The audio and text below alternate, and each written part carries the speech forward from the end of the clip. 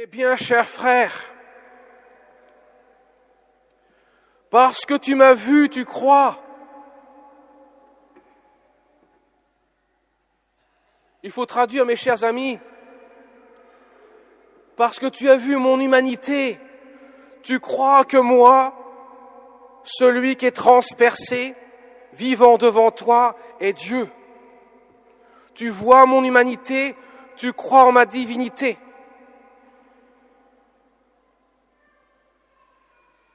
Parce que tu ne peux pas voir que je suis Dieu. Tu ne peux que le croire. Il est absolument impossible de me connaître en tant que Dieu sans la foi. Voilà ce que cela veut dire. Je le dis d'autant plus que dans le langage courant, nous entendons cette ineptie. Je ne crois que ce que je vois, qui est complètement aberrant. Parce que moi, je ne crois pas que vous existez, je le vois que vous existez. Je ne peux pas croire et voir la même chose sous le même rapport, c'est impossible. C'est comme si je disais le feu est au rouge et au vert en même temps. Non, Jésus, quand Thomas voit son humanité, il ne peut que faire un acte de foi pour croire qu'il est Dieu. Or, Thomas avait déjà dit auparavant, bien que les autres disciples lui ont dit « Nous avons vu le Seigneur ». Et lui, il dit « Non, je ne crois pas. Je n'y croirai pas tant que je n'aurai pas mis mes mains dans la marque des clous, tant que je n'aurai pas vu mes yeux, la marque des clous dans ses mains et ses pieds et son côté transpercé. Non, je ne pourrai pas croire. » Et c'est en voyant les plaies du crucifié, lorsque Jésus lui dit « Avance ta main, mets-la dans mon côté », qu'à ce moment-là, jaillit de son cœur le cri de la foi, le premier cri de la foi d'un apôtre que nous avons dans l'Évangile, « Mon Seigneur et mon Dieu, je crois que tu es Dieu ». Et donc Jésus est la seule personne où l'on peut dire « Je vois que tu es homme, mais je crois que tu es Dieu », puisque c'est la seule personne qui est divino-humaine, qui a la nature divine et la nature humaine. Alors Jésus dira « Heureux ceux qui croient sans avoir vu, heureux ceux qui croient en moi, Dieu, sans avoir vu mon humanité de ses yeux, de chair », ce qui est le cas pour nous, mes chers amis. Mais Jésus envoie ses apôtres, ses disciples, pour être les témoins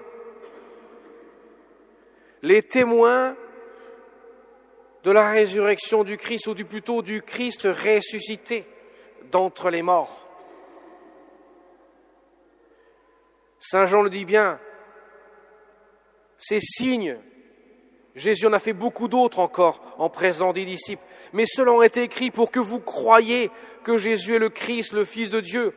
Nous qui sommes les témoins, nous témoignons que nous avons vu le ressuscité, celui qui fut pendu au bois du gibet. Le troisième jour, s'est relevé d'entre les morts et il est ressuscité. Il a son corps glorieux, son corps de gloire. Lui qui vient au milieu de nous sans passer par les portes. Les portes sont verrouillées, nous dit Saint Jean, et il était là au milieu d'eux. Mais à chaque fois, Jésus va montrer ses plaies, son cœur transpercé, là où jaillit le flot ininterrompu de la miséricorde divine, là où jaillit l'eau et le sang. Et comme dit Saint Jean dans la seconde lecture que nous avons entendue, lui, Jésus-Christ, est venu par l'eau et le sang, non pas seulement avec l'eau, mais avec l'eau et avec le sang. Et celui qui rend témoignage, c'est l'Esprit qui conduit à Thomas à voir de ce cœur transpercé, d'où a jailli l'eau et le sang sur le bois de la croix, que Jésus est Dieu, poussant cet acte de foi, ce cri de la foi, « Mon Seigneur et mon Dieu ».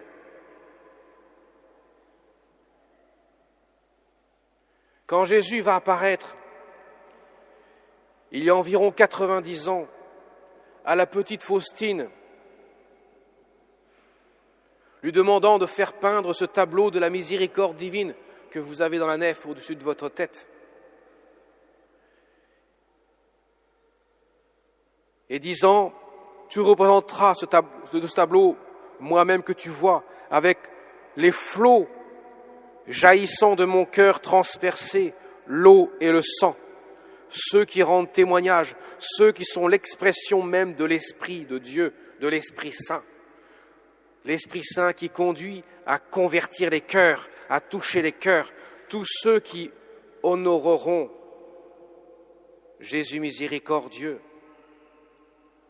tous ceux qui le vénéreront, tous ceux qui vont l'adorer, obtiendront de grandes grâces, dit Jésus à sainte Faustine. C'est le culte de la miséricorde divine. Et Jésus ira jusqu'à dire à sainte Faustine, tu sais, le plus grand attribut divin, la plus grande chose que Dieu puisse faire, rien ne peut être plus grand que celle-ci.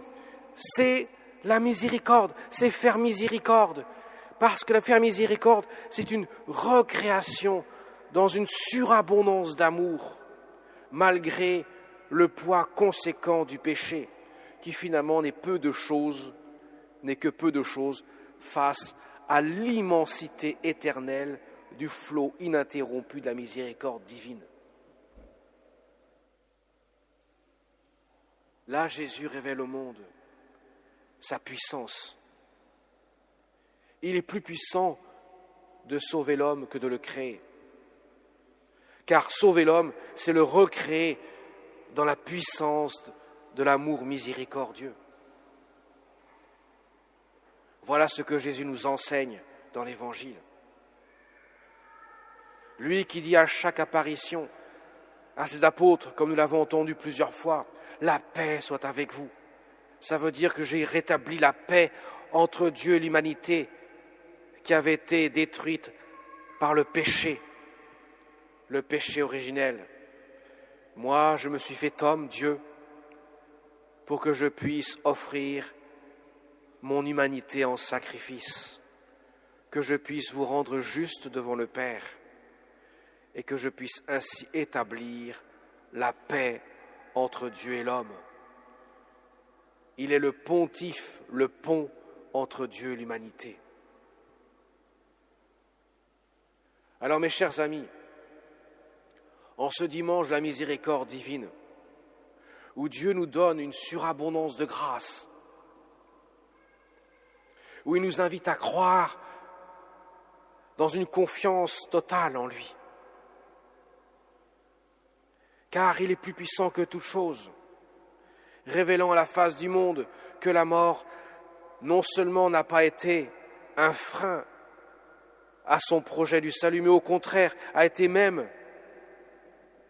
le lieu de la sanctification des âmes, le lieu du salut des âmes, le lieu où la puissance divine s'est exprimée de telle sorte qu'elle a détruit le règne de Satan, le règne du péché, pour laisser place à l'éternité bienheureuse. Et Jésus nous invite en ce jour de la miséricorde divine donc à aller puiser au cœur, à la source de ce mystère, le cœur entrouvert par la lance du soldat, le cœur où l'eau et le sang rendent témoignage, le cœur où la puissance de la miséricorde, de l'amour miséricordieux vient embraser le feu d'amour dans nos cœurs. La première à en avoir bénéficié, incontestablement, c'est la Vierge Marie. Et tous les saints qui ont suivi le Christ, qui ont accueilli sa grâce, qui ont accueilli sa miséricorde. À notre tour, mes chers amis, développons en nous ce culte de Jésus miséricordieux, car nous avons là la raison ultime. Nous avons là le vrai objet de notre sanctification, la vraie source, là où Dieu s'épanche dans le monde, là où il sauve le monde, là où il nous abreuve de notre soif et de faim d'amour que notre cœur, notre âme réclame.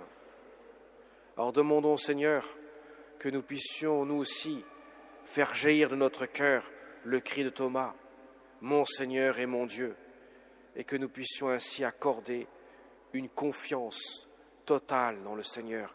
Comme il l'a invité à Sainte Faustine, tu feras imprimer sous le tableau « Jésus, j'ai confiance en toi ». Jésus, j'ai confiance en toi. Disons-le dans notre cœur, Jésus, j'ai confiance en toi, afin que nous puissions vivre de sa vie. Amen.